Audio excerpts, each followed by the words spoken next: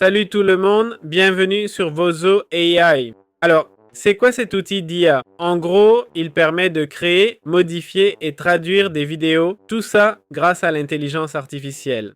Voici des exemples de traduction, réécriture et synchro labiale offertes par cette IA. Beaucoup traduisent, mais sans synchro labiale ou réécriture. Ils font une traduction littérale qui n'est pas toujours parfaite, non? Ici, on nous explique qui utilise cet outil. Des gens en marketing, éducation, commerce, création de contenu, médias et divertissement. Et là, ils nous invitent à explorer la suite Vozo AI. On peut réécrire et doubler des vidéos avec l'IA, prompt et synchro réaliste. Donc, pour commencer, on clique sur s'inscrire, puis continuer, et voilà, on choisit créateur de contenu ou autre. OK? Et suivant. Et nous voilà dans Vozo AI.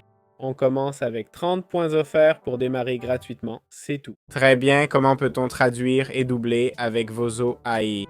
Eh bien, on clique simplement ici sur traduire et doubler, puis sur créer. On peut télécharger une vidéo, d'accord?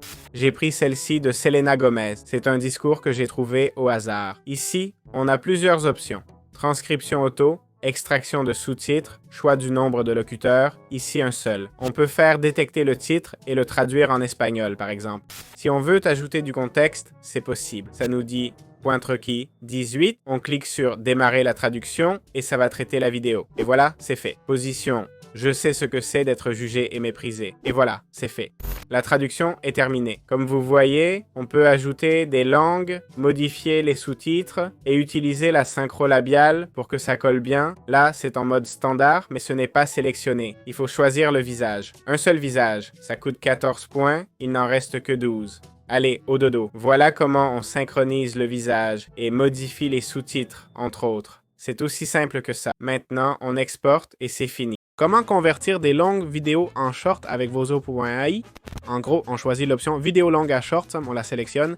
Ici, on peut soit mettre le lien, soit télécharger une vidéo, on la télécharge. Ça nous indique les critères. La vidéo doit être en anglais, un podcast, une interview ou un contenu où on voit la personne, quoi. Ensuite, on choisit le modèle qu'on veut et on clique sur commencer le découpage. OK? Comme vous voyez, ça nous dit qu'un point est requis. Bon, voyons ce que ça donne. Je précise que la vidéo que j'ai mise ne dure que 2 minutes, donc voilà. Et voilà, on a le résultat. Okay. Ça nous a donné un 4v6 avec les tags. Franchement, c'est très pertinent car c'est un discours motivant et tout. Le montage est bon, ça suit bien la personne, donc c'est pas mal du tout. Ça nous donne un 4,6 là. Voilà, c'est le premier résultat. Je crois qu'on en a plusieurs. Là, la vidéo n'était pas très longue, mais c'est pas mal, hein. Ça a plutôt bien marché pour nous. Bon, voyons les plans de paiement de VoiceAI. L'outil m'a convaincu, c'est un bon éditeur automatique et c'est très spécifique. L'éditeur est pour les gens, pas pour le gaming. Et c'est ce que les plateformes devraient faire. Car j'ai testé des éditeurs auto et c'est ça. Quand on crée un éditeur auto, il faut savoir quel contenu on va éditer, non? Souvent, les éditeurs IA acceptent tout au lieu de dire « ça marche que pour ça, ok ?» Tu peux mettre l'autre, mais ça marchera que pour ça. On te recommande fortement de mettre ce contenu pour les interviews. Celui-ci est pour les podcasts A2. Celui-là est pour... Tu vois? En fin de compte, le contenu sera toujours différent, enregistré différemment avec des éléments variés, nécessitant un style de montage unique pour chaque cas. J'ai aussi beaucoup aimé les courtes vidéos, d'accord? C'est vrai que la limitation par points me déplaît, mais voyons le prix, non? On a 1200 points ici, soit 2 heures de doublage audio, d'accord? C'est vraiment très cher, 15 $ par mois pour 2 heures, non? Mais on peut convertir 10 heures de longues vidéos en short pour 15 $ par mois.